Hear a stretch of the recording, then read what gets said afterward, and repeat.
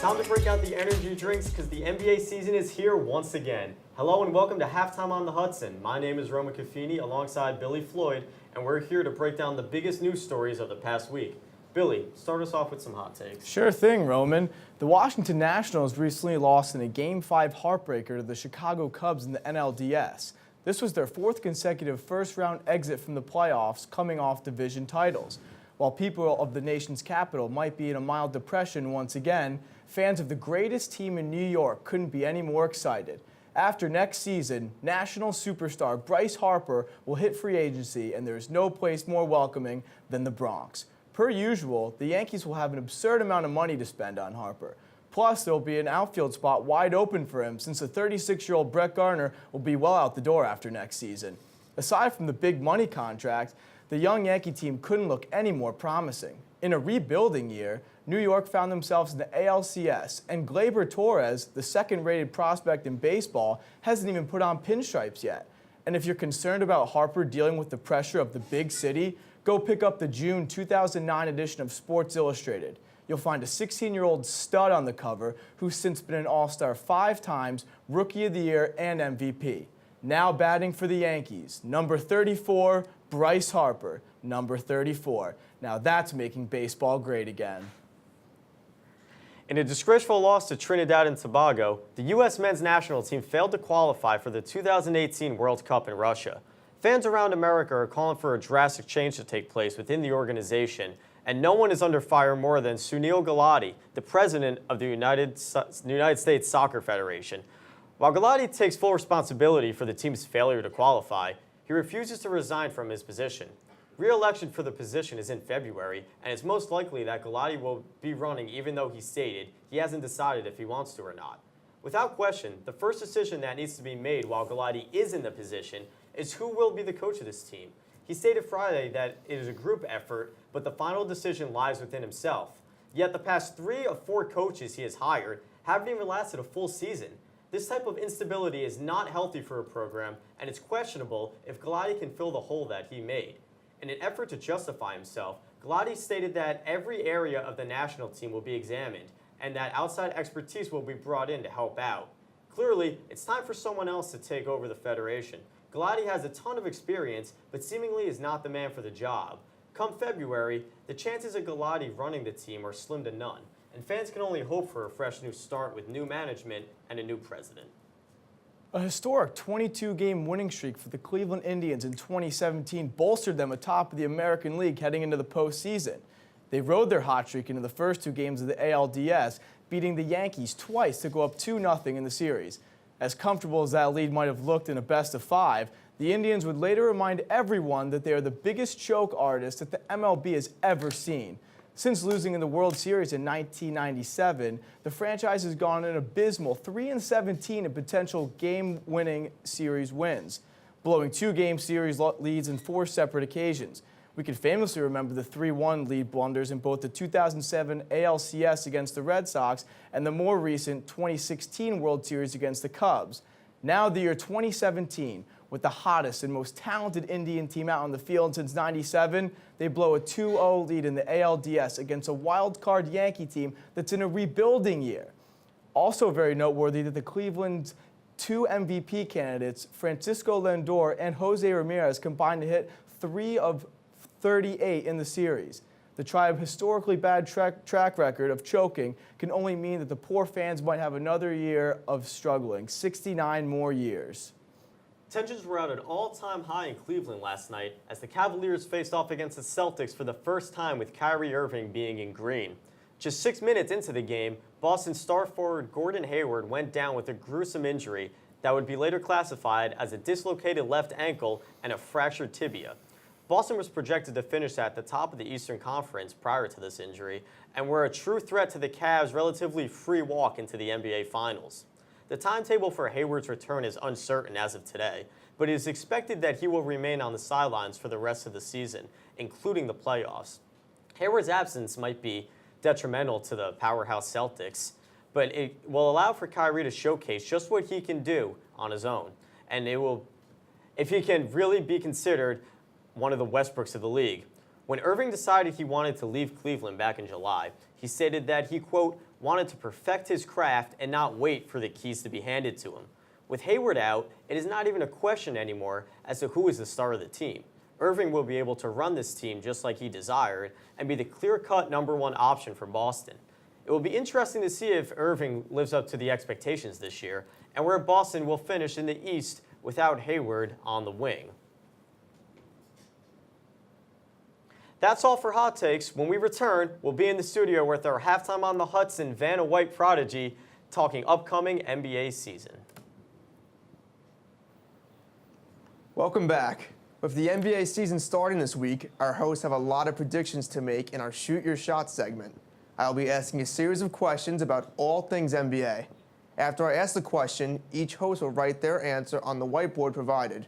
You will then have 24 seconds to shoot your shot before the shot clock goes off and the next host reveals their answer. All right, so Roman and Billy, our first question is going to be who will win MVP this season?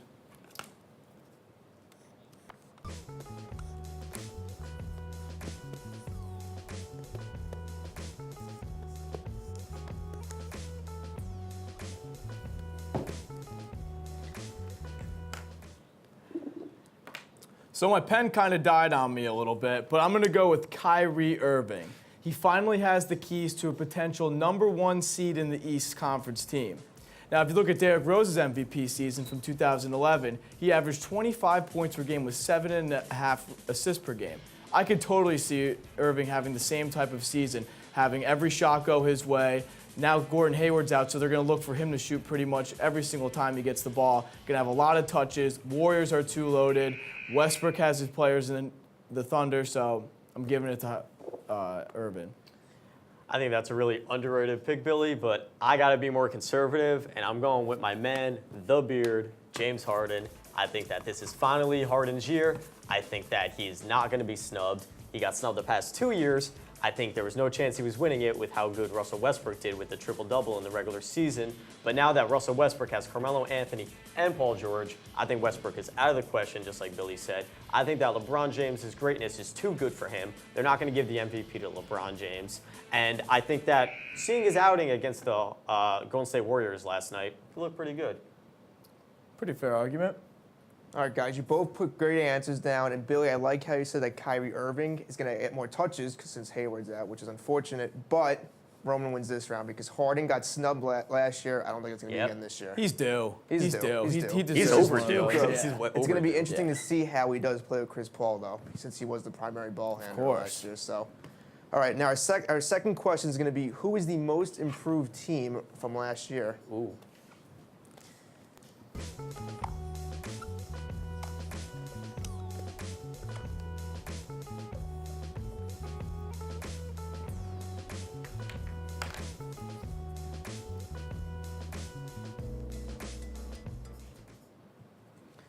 All right, I will start this one off. I'm going to go with my Minnesota Timberwolves. I think you cannot overlook the acquisitions that this team has made in the offseason, and I think you can't take away from the greatness that we've seen from Karl Anthony Towns and Andrew Wiggins.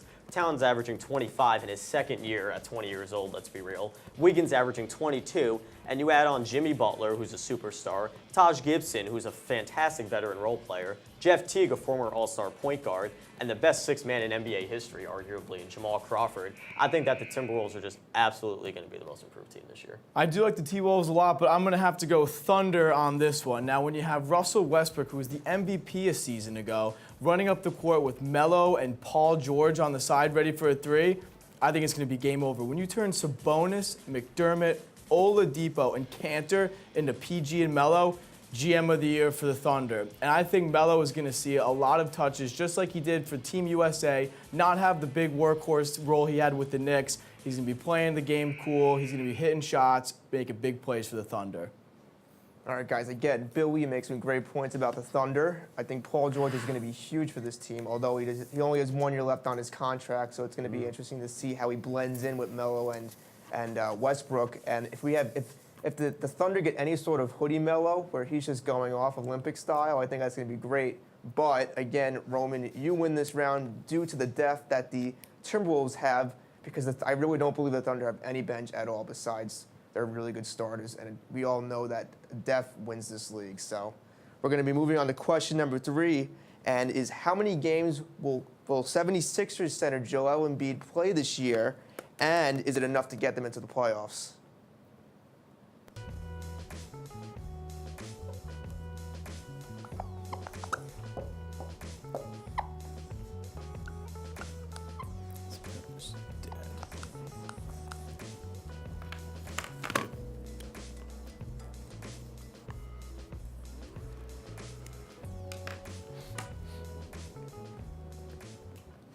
All right, so I'll start off with my answer. I'm going to go 45 games. I think since he signed such a lucrative contract in the offseason, they're going to limit him as much as possible. And you're factoring in the potential injury bug that always could happen to Embiid.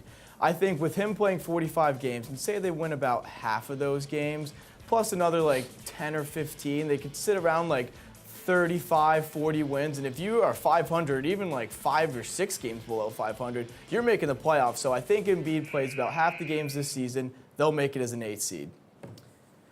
I'm going to take the not Philadelphia 76ers fan approach, which I might get some hate on, but Embiid is playing 35 games this year. He is not going to have his breakout year that I know that all Philly fans are rooting for. He did sign a 5-year, $150 million contract, but you get signed for that much money, they're going to be a little conservative with you. They're not just going to pay you out. I think that the Sixers do not have a shot at making the playoffs, definitely, with Embiid playing this many games. I think the Detroit Pistons take that 7th seed, and I got the Miami Heat taking that 8th seed. I don't think that the Philadelphia 76ers are better than either of those teams, even the Charlotte Hornets, arguably. So no Embiid, no playoffs, regardless of Embiid or not. Roman, you don't even have him playing half a season. Not even half the season. It's going to be that bad for them? Nope. I'm going to go Billy this round because I just can't believe that. Put me on the board, I think they're going baby. to sneak in as the 8th seed. Ooh, that's my Anything's my possible bold, in the East, you know. Anything is possible. My intramural team could give a run for the East. Anything is possible, unfortunately, again. But Sixers will make the playoffs, and I think he'll definitely play more than half the season. So we'll see how many games he does play. Now, coming at number 4, which young stud is making their first All-Star game appearance this season?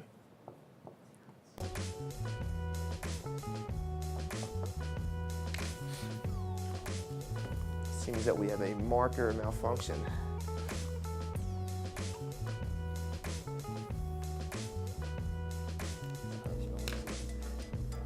Hope so. All right, Roman, start us off with your young stud. Oh, man. Well, my young stud is a fan favorite. I'm going with the man, Devin Booker, at 21 years old, that he will be this season. He is going to definitely be an all-star. You mark my words. That Phoenix Suns team, they don't have many other scorers besides Devin Booker. They have Eric Bledsoe, but again, the team is more defensive-oriented. They have Tyson Chandler, Marquise Chris is all right, but no more Brandon Knight. They got no guards besides Devin Booker to score the ball. He averaged 22 last season. I'm thinking he brings it up to about 24. I am high on Devin Booker, so you can pick him for the All-Star game. Soon to be the greatest European basketball player of all time, New York Knicks, Kristaps Porzingis. The Carmelo Anthony era is finally over in New York. We're well past that. Now, Kristaps Porzingis, kind of like Kyrie, has his own show, has the keys. Now you look at the rest of the Eastern Conference All-Star team. You think Gordon Hayward might make the team? Boom, done possibly for the season with that injury. Then you got Melo, Paul George, Paul Millsap, 3 perennial All-Stars who are moving on to the West. So that opens up 3 more spots. I can picture him averaging 22.5 points per game and taking that Karl-Anthony Towns leap to stardom. All right, but before we decide who wins, first off, Bill, you said the greatest European basketball player of all time? He will be the greatest European basketball player of all time. This guy in the Mavericks that's pretty good also, I mean. He'll surpass him. You know, really? All right. He's got more athleticism. I mean, Dirk's shot is pretty unmatched. But, you know, I think the athleticism factor, great shot blocking ability, I can totally see him surpassing. Man, Dirk got an MVP. That's high talk, That's Billy. true. I don't That's know. bold. All right, now back to your question from before. Roman, I'm a big Devin Booker fan. I think he's going to be a star in this league. He's still only like 20 years old. But the West, as we know, has so many guards. I can go on, and I'm not going to. So Billy wins this round because of the weak East. All right, we got a tie game, we have baby. a tie game Tie here game. now. Tied 2-2, going into our last question of who will be the best out of the super teams that made off-season acquisitions? The Celtics, the Rockets, or the Thunder?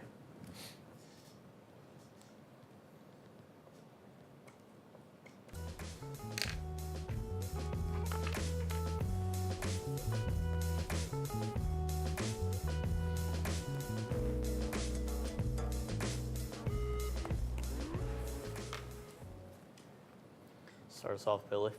What we Well, I'm going to have to go with the Houston Rockets. Now, the reason why I think this is they only really made an acquisition of getting Chris Paul, which I think is probably the best thing for Chris Paul, because now he won't be the #1 option. He has a sure thing MVP potential. James Harden handling the rock and pretty much doing everything. Look for a healthy Eric Gordon and have the same season as he had last year, being the best sixth man in the league. And a guy like Clint Capella, 23 years old, averaged 12.5 points per game last year. He's going to thrive with that role. CP3 throwing him lobs. I like the Rockets. I do like the Rockets, Billy, but I didn't know I liked them as much as you. So I also picked the Rockets for my take. I'm not going to repeat what you said, but I would like to point out that the Rockets have an extremely good bench, aside from Eric Gordon. They signed P.J. Tucker in the offseason, Luka Mute, as I said in my Harden MVP debate, that they're great defenders and they're great role players off the bench. They can come in, they can take some of this pressure off, and they can lock up anyone through the position 1 through 5. Whether it's Chris Paul or Capella or any of those two guys I just mentioned, I'd take Houston to face the Warriors in the Western Finals. Guys, don't you dare think we're ending in a tie, because we're not. So even though you both chose the Rockets, Billy, I like that you mentioned Clint Capella, because I think that can almost be a DeAndre Jordan-like player. Like you mentioned with the Athleticism, Rock. man. He's Absolutely, got very it. athletic. He's And he very- can't shoot the free throws, too, so it's the same thing, Absolutely, but better. yeah, it's all right. It's no big deal. But like he's very underrated, especially on a team with Harden and Chris Paul. He kind of gets hidden at times. Roman, I like how you mentioned bench depth as well, and as I mentioned earlier with the Timberwolves, that's what win games. So Roman, you are the winner today. Yeah. Billy, good points though. You know, I'm never worried about losing because the Yankees, they lose 2 games to start off, and look at matter. them right now. Yeah. 3-2, and they won the first series, too. I like being down. We're not worried. I like I being down. don't want to be the Astros then. I don't know. You know, making me nervous. blowing leads, you know, you never want to be in that boat. No, Never. not at all. Guys, thanks for having me. So we'll see how the season pans out. We are now going to send it to Andrea Fresley with the top plays of the MLB postseason thus far. Hey guys, my name is Andrea Fresley, and this week we will be counting down the top 5 moments of the MLB postseason so far. This year has been particularly exciting with lots of twists and turns. Remaining in the postseason are our Bronx Bombers, the explosive LA Dodgers, the tough Houston Astros, and defending World Series champion Chicago Cubs. Now, let's get started. Counting in at number 5, we have Game 2 of the NLDS between the Washington Nationals and the Chicago Cubs. It looked like the Nationals were heading towards another heartbreaking loss against the Cubs. However, in the bottom of the 8th inning, the Nats' top slugger, Bryce Harper, came through with a clutch home run to tie the game. Washington would go on to win by a score of 6-3. Number 4 comes from Game 2 of the National League Championship Series, with the score knotted at 1 in the bottom of the 9th. Justin Turner comes up to the plate with a 2-men on. With one swing of the bat, Turner hits it into left field and over the fence, hitting the walk-off homer and giving the Dodgers a 4-1 victory. This win lifted Los Angeles to a 2-0 series lead over Chicago. Our next top play at number 3 happened in Game 3 of the ALDS between the Yankees and the Indians.